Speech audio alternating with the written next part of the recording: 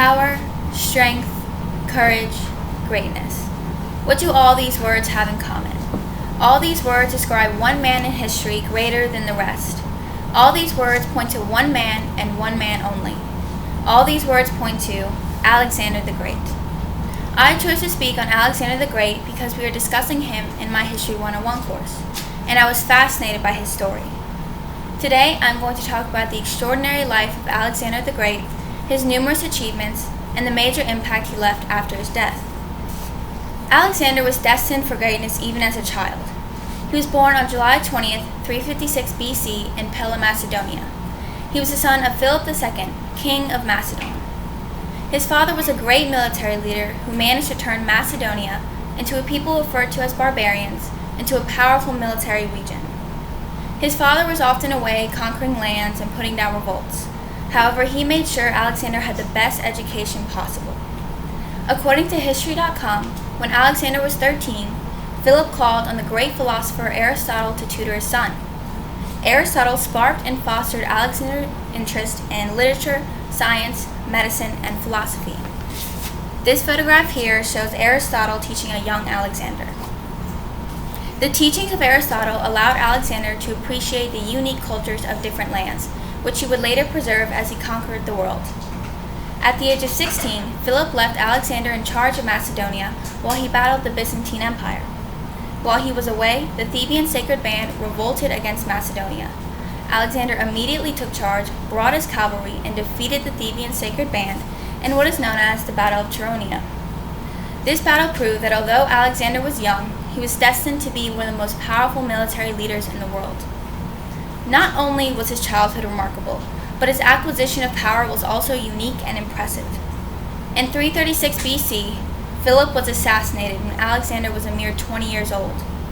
After his death, Alexander became king of Macedon. He wanted to follow in his father's footsteps, so he set out to defeat the Persian Empire, a force Philip was unable to defeat. This conquest began when Alexander led 40,000 troops to Hellespont. There, he fought side by side with his men against Darius III, king of Persia. This battle almost cost him his life, but it was the first of many victories. After many gruesome battles, Alexander finally defeated the Persians in the Battle of Gaugamela, where he became king of Persia. After his defeat of the Persians, he continued to spread his empire all throughout Egypt and Asia Minor. By the age of 30, Alexander had established the largest empire the ancient world had ever seen. But not only was Alexander a great person, he was also a great conqueror. According to ChangingMinds.org, he treated royal and political prisoners well and saw the political advantages of unity between diverse cultures. Alexander was not an oppressive ruler. He was a ruler of great compassion, even at such a young age.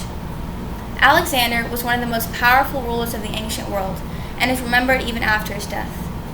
When he died at the age of 32 in June 323 BC, his vast empire sparked a new era in the ancient world.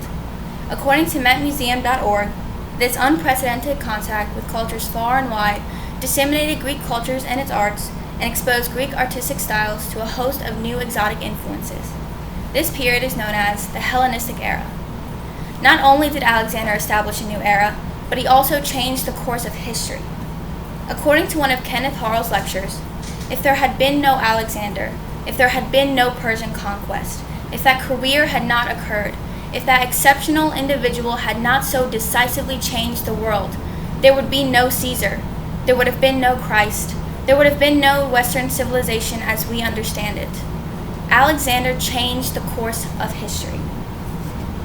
To conclude, Alexander's early life, impressive achievements, and the major impact he had after his death all play a part in the reason he is revered as one of the world's most influential and powerful military leaders. He was strong, he was courageous, he was fearless, he was great. He was the one and only Alexander the Great. Very good, very good, very good.